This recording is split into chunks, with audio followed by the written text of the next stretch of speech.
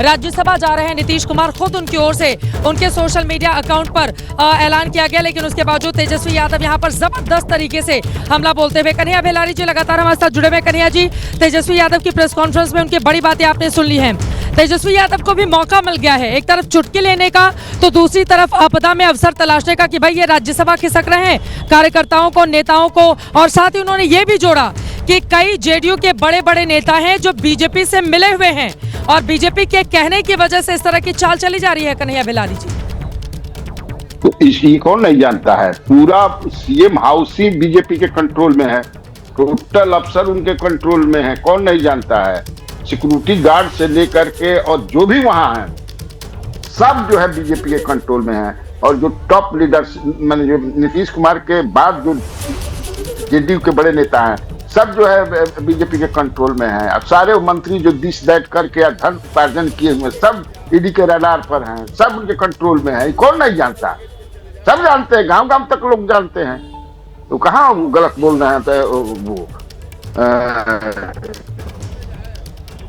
अरे तो जब नीतीश कुमार की तबीयत खराब नहीं होगी तो बीजेपी के नेता क्या करेंगे।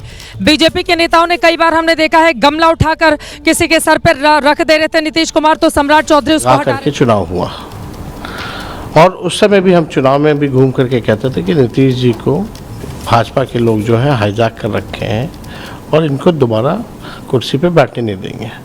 और हम ये भी कहते थे कि महाराष्ट्र जैसा जो है रिफाइंड तरीके से बिहार में इस चीज़ को लागू किया जाएगा। और हमने कई बार भी कहा कि 6 महीने से ज़्यादा इनको कुर्सी पे नहीं बैठने देंगे। भाजपा जिसके साथ भी रही है उसको बर्बाद करने का काम किया है। और भाजपा तो आप जान रहे हैं कि ओबीसी, दलित, आदिवासी विरोधी पार्टी है। वो नहीं चाहते हैं कि भाई बिहार में ऐसा नेता रहे जो ओबीसी और SC ST की बात करता रहे। वो लोग तो चाहते हैं कोई ऐसा मुख्यमंत्री हो जो रबर स्टैम्प जो है वो मुख्यमंत्री बने। और ये जो सत्ता परिवर्तन जो हो रहा है ये जन भावनाओं के खिलाफ है, यानी जनता में जो है नाराज़गी है। लोग जो है बीजेपी के असली चाल चरित्र को जान रहे हैं। हम नीतीश जी के साथ भी काम किए हैं पहले भी, लेकिन ज़्यादातर विपक्ष में हम रहे हैं। आप देखिएगा जब 28 जनवरी 2024 में वो छोड़ के गए थे, जब उनके पास कोई रीज़न भी नहीं था छोड़ने का, तब भी हमने कहा था कि भाई बीजेपी जो है अब इनको समाप्त करेगी। आपको दुख है तो हमारी तेजस्वी यादव को आप सुन रहे थे, उनकी ओर से निशाना साधा गया। उन्होंने कहा कि चुनाव के दौरान तो मैंने कहा ही था कि 6 महीने के भीतर सत्ता परिवर्तन कर देगी बीजेपी। बीजेपी किसी को मजबूत नहीं होने देना चाहती, ओबीसी दलितों को नहीं चाहती वो आगे बढ़े। इस तरह के आरोप तेजस्वी यादव की ओर से लगाए गए। चुनाव के दौरान भी उन्होंने जबरदस्त तरीके से निशाना साधा था। हालांकि इसके बावजूद बीजेपी सबसे बड़ी पार्टी बनकर इसी बिहार में उभरी। कन्हैया भेलारी जी, सीधे आपके पास आते हुए देखिए, एक एक करके जेडीयू के तमाम नेताओं का जो काफिला है, गाड़ियां हैं, वो भीतर की तरफ प्रवेश कर रही हैं और यहाँ पर कार्यकर्ता बाहर मौजूद भी हैं। जेडीयू के कार्यकर्ताओं के चेहरे पर उदासी भी है, खामोशी भी है। लेकिन कन्हैया भेलारी जी, मेरा सीधा सा सवाल ये है, नीतीश जी की तबीयत ठीक नहीं है, इस बात को क्या आप इनकार करेंगे? क्या इस बात को दावे के साथ कहा जा सकता है कि वो पूरी तरह से स्वस्थ हैं? वो न सार्वजनिक रूप से भाषण देते हैं, उनका कोई भी भाषण लाइव नहीं आता है। वो मुख्यमंत्री पद की शपथ ले रहे थे 4 महीने पहले, उसको भी लेकर एक डर का माहौल था कि कहीं ऐसा ना हो कुछ कह दें तो फिर क्या हो। कन्हैया भेलारी जी, एक समय के बाद कोई कितना भी बड़ा नेता हो, लेकिन जनता सबसे ज्यादा महत्वपूर्ण होती है। अगर जनता की डिमांड पर उसके भले के लिए मुख्यमंत्री जो स्वास्थ्य जिनका ठीक नहीं है उनको बदला भी जा रहा है, तो उसको लेकर इतनी पॉलिटिक्स क्यों हो रही है? बड़े बड़े नेता आए, बड़े बड़े नेता चले भी गए, अपनी राह तलाशी, कई लोगों ने संन्यास ले लिया। यहाँ तो राजनीतिक पारी का अंत नहीं हुआ है, एक नए अध्याय की शुरुआत राज्यसभा के जरिए हो रही है नीतीश कुमार की। बिल्कुल सही कहा आपने, स्वास्थ्य उनका ठीक नहीं है, सही कहा आपने। मैंने तो इसीलिए गजनी का उदाहरण दिया। लेकिन यही तरीका है, पूरा देश होली मना रहा है, आप षड्यंत्र कर रहे हैं, आप दूसरे काम में लगे हुए हैं। सारा हम पत्रकारों का भी सब लग गए, क्या होली मना, हम यही मैंने समय था। आप 10 दिन बाद ही करते या 10 दिन पहले कर लिए होते, दारू भी खोल देते, जो आपकी इच्छा है दारू खोलने की, और भी मजा आ जाता, 4 चांद लग जाता, क्या दिक्कत थी?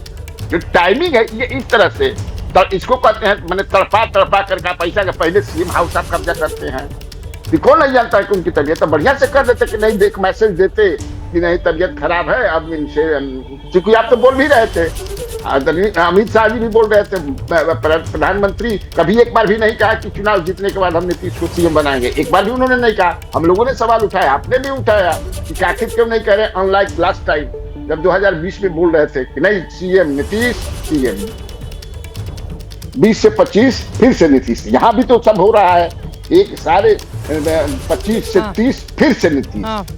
आखिर ऐसा क्या हो गया? चुनाव में भी घूम रहे थे, तो दिमाग पता ही नहीं चल रहा था कि इनका दिमाग सही रूप से काम नहीं कर रहा है, तो चुनाव के समय उसी समय कह देते।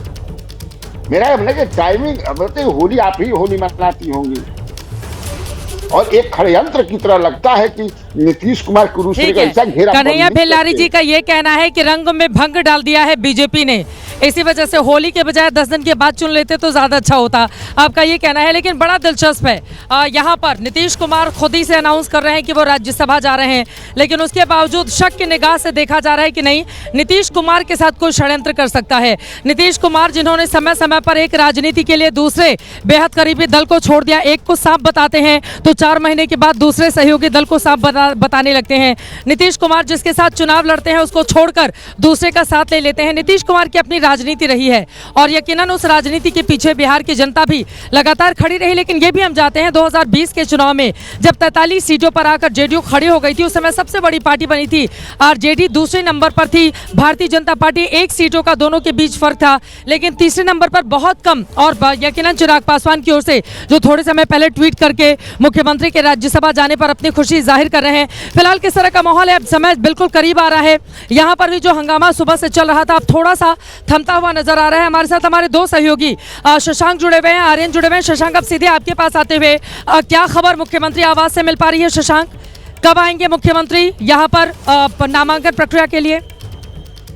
देखिए, जो हमारे सोर्सेज हैं वो बता रहे हैं कि नीतीश कुमार करीब 1:45 बजे सीएम आवास से रामनाथ ठाकुर के साथ निकलेंगे और विधानसभा यहाँ पहुँचेंगे और करीब 2 बजे के आसपास जो है वो नामांकन जो है वो दाखिल करेंगे। नीतीश इस वक्त सीएम आवास में ही मौजूद है, वहाँ पर उनके जदयू के करीबी नेता भी हैं, उनसे भी बातचीत उनकी अभी भी चल रही है और नीतीश के परिवार के सदस्य भी जो हैं इस वक्त सीएम आवास में मौजूद है। नीतीश ने खुद एक्स पर पोस्ट कर जानकारी दी है कि मैं राज्यसभा जाना चाहता हूं, लेकिन विधानसभा के बाहर जो जदयू के कार्यकर्ता पहुंचे हैं उनमें नाराजगी है। वो लोग कह रहे हैं कि नीतीश को बिहार में ही रहना चाहिए, बिहार का ही वो सीएम बने रहे। वैसे आपको बता दें, नीतीश कुमार अभी 1 महीने तक मुख्यमंत्री बने रह सकते हैं क्योंकि उनका राज्यसभा का जो टर्म है वो 10 अप्रैल के बाद जो है वो शुरू होगा। नीतीश कुमार अभी तुरंत इस्तीफा नहीं करेंगे, मैं गारंटी के साथ ये बात कह रहा हूँ, और नई सरकार का जो गठन है वो 10 अप्रैल तक होगा। हाँ, ये चीज़ है कि आज जब वो नामांकन दाखिल कर लेंगे उसके बाद अमित शाह, नीतीश कुमार ये लोग आपस में बैठक करेंगे, उसमें एनडीए के विभिन्न दलों के प्रमुख नेता भी जो है मौजूद रहेंगे। नए सिरे से नई सरकार के गठन के फॉर्मूले पर जो है वो चर्चा जो है हो सकती है। बीजेपी का बिहार में सीएम हो सकता है, 6 नाम सामने आए हैं जो हमने सूत्रों के हवाले से अपने दर्शकों को बताया है। जदयू से 2 डिप्टी सीएम जो है वो हो सकता है। और देखिए, निशांत कुमार आज ही जदयू ज्वाइन कर सकते हैं, शाम के वक्त कभी भी वो जदयू की सदस्यता ले सकते हैं। उनको जदयू कोटे से डिप्टी सीएम जो है वो बनाया जा सकता है। अगर वो डिप्टी सीएम नहीं बनते हैं तो जदयू संगठन में बड़ी जिम्मेदारी जो है वो उनको दी जा सकती है। वहीं जदयू से जो विजय चौधरी हैं, भूमिहार जाति से आते हैं, नीतीश के सबसे खास हैं। श्रवण कुमार नालंदा से 1995 से लगातार जीत रहे हैं, जदयू कोटे के मंत्री हैं, वो भी नीतीश के खास है। अगर निशांत डिप्टी सीएम नहीं बनते हैं तो विजय चौधरी भूमिहार जाति के हैं, वो डिप्टी सीएम बन सकते हैं और श्रवण कुमार साथ में डिप्टी सीएम जदयू कोटे से बन सकते हैं। वहीं दलित समाज से आते हैं अशोक चौधरी मंत्री, उनका भी नाम चल रहा है। जमा खान, उनका भी नाम जो है डिप्टी सीएम के लिए चल रहा है। तो किसके नाम पर मोहर लगती है ये देखना होगा। वहीं बीजेपी अगर अपना सीएम बनाएगी तो जातीय समीकरण का जो है वो पूरा ख्याल रखेगी। सबसे टॉप पे नाम चल रहा है सम्राट चौधरी का।